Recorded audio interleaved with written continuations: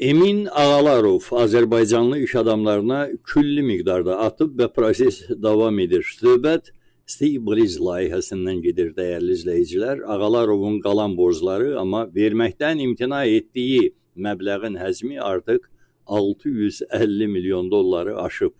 Amma adam dediyim kimi bu pulları verməyəcəyini də inamla bildirir. Söhbət axı Emin Ağalarovun özündən getmir. Bu Stibris layihəsi İlham Əliyevin özünə məxsusdur. Bunu da bütün iş adamları bilir. Sadəcə bədbəxtlər ilə İlham Əliyevin puluna güvənib bu layihəyə qoşulublar və nəticədə belədir. Proses necə gedir və bu borclar necə yaranıb? Stibris böyük layihədir. Burada subpodrat yolu ilə çoxlu sayda inşaat şirkətləri, inşaat briqadaları, ayrı-ayrı pozisiyalar üzrə hansısa xırda obyektlərin inşasına cəlb edilib. Daha doğrusu adamlar özləri hətta tanış-bilişlə tapıb qoşulublar ki, iş görsünlər və pul qazansınlar. İş görüblər, amma pul qazana bilmirlər. Emin Ağalarov onlara İlham Əliyevin dirsəyini göstərir. Buna bənzər bir proses bir zamanlar Sumqayıtda da baş vermişdi. Yəni, çox belə hallar olur, amma Sumqayıtda elə bu qədər və ola bilsin, bundan da daha kütləvi idi öz zamanına görə. Sumqayıtın icra başçısı, Turan medalı laureatı, Türk Dövlətlər Birliyinin Elin Adamı mükafatının qalibi Zakir Fərəcov yerli iş adamlarını şəhərin abadlaşdırılması layihəsinə cəlb etmişdi və onlara demişdi ki, açılışa şəxsən İlham Əliyev özü gələcək, sizinlə də abadlaşdırma prosesinin iştirakçısı kimi görüşəcək, qəşəng sözlər deyəcək, yağlı fətərlər paylayacaq və əlbəttə pulunuzu da artıqlaması ilə verəcək. Hələ üstəlik söz vermişdi ki, bu layihədə iştirak edən İnşaat briqadaları gələcəkdə daha böyük dövlət sifarişləri də ala biləcək.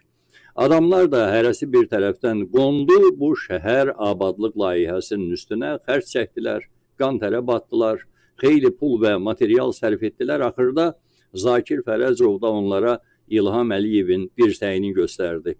Onlar o zamanlar dəfələrlə piket filan keçirdilər, müxtəlif mətbuat orqanlarında çıxış etdilər, nəhayət yorulub dağıldılar.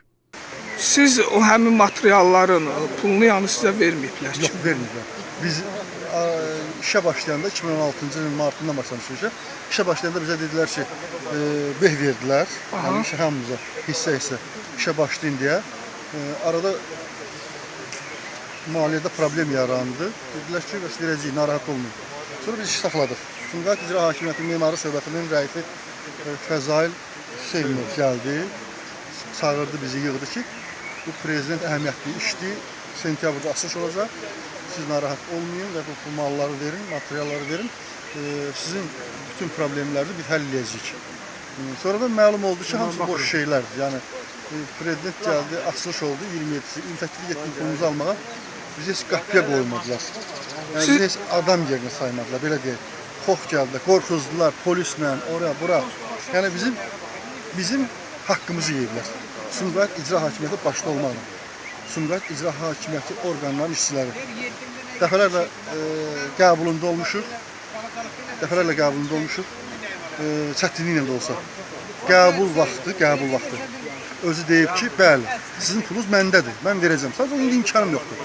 Zakir Fərəcov deyib. Şəxsən mən qəbul edib, deyib ki, bəli, bu işi mən öz hesabıma görmüşəm. Bura prezident pul ayırmayıb. Sadəcə olaraq indi mənim sizə pul verməyə imkanım yoxdur. Pulum olan kimi verəcəm. Amma olan kimi artıq 2 il keçib. Bizim də dərdimiz, sərimiz, problemimiz. Şəxsən bank mənim evimi əlimdən alıb, mən evsizəm. 2 uşağım var, xəstə müalicə olunasın, müalicə eləyə bilmirəm. Yəni, hamımızın dərdi var da. Azərbaycan xalqının, hamının dərdi olsun, bizim də dərdimiz var. Biz də bu millətin bir nümayəndəsiylə. Bir gün Sumqayıtda haradasa bir başda 2 layağımız ola bilir. Nəyin pulu? İşlədiyimiz əməkli, yaşıllaşdırma oradan aparır. Kim tərəfindən mənimsənmişsin? Sumqayıt İcra Hakimiyyəti tərəfindən, başqa kimdən olacaq? Baxın, eyni proses indi Stibrisdə gedir. Şirkətlərin başın toğulayıb bu layihəyə cəlb edirlər, sonra da onların dalına bir təpik vurub deyirlər ki, gedin, sabah da gəlməyin. Mən bu xəbəri Emin Ağalarovun dələduzluğunu diqqətinizə çatdırmaq üçün eləmirəm. Əliyevin özü təsərrüfatı, bütün ideya və niyyətləri onsuz da dələduzluq üzrə not dəftərindən ibarətdir. Sadəcə xəbərdarlıq edirəm ki, gedib pulunuzu xərcləməyin, Vaxtınızı sərf etməyin, axırı quru yurtda qalacaqsınız. Əliyev də məcbur olub dövlət məmurlarını tökəcək oraya ki, şirkətlərinizi gətirib Stibrist tikin. Onsuz da indi atılan şirkətlərin arasında məmurlara aid olanları da az deyil. Yəni deyirəm, ayıq olun. Amma illa ki, israrla getmək istəyirsiniz və mənim sözlərimi qəribçiliyə salırsınız, o zaman canınız cəhənnəmə. O siz, o Emin Ağalarov, bu İlham Əliyev, o biriləri də sizin atılan pullarınız.